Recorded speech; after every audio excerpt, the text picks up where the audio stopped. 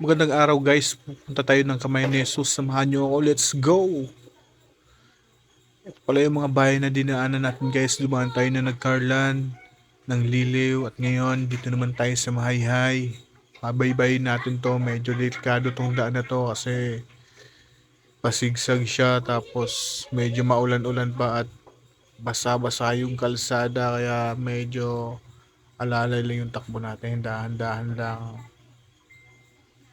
Yun guys, dito na agad tayo sa Lukban, dito na agad tayo sa entrance yan. Tapos na tayo mag-park. Pupunta na tayo doon sa loob. Let's go! Sakto guys, pagdating natin dito, hindi pa tapos yung misa. Kaya pupunta muna tayo sa simbahan bago tayo umakyat. At yun, tapos na yung misa. Nakakyat na tayo dito na is taas sa mismong grotto. Tingnan nyo na lang yung paligid. Diyan nyo na lang, tingnan nyo ng mabuti. Yan, overlooking. Talaga namang ganda, ganda pagmasdan. Nakaka-relax. Kahit medyo umambon, tuloy pa rin kami dito. Yan.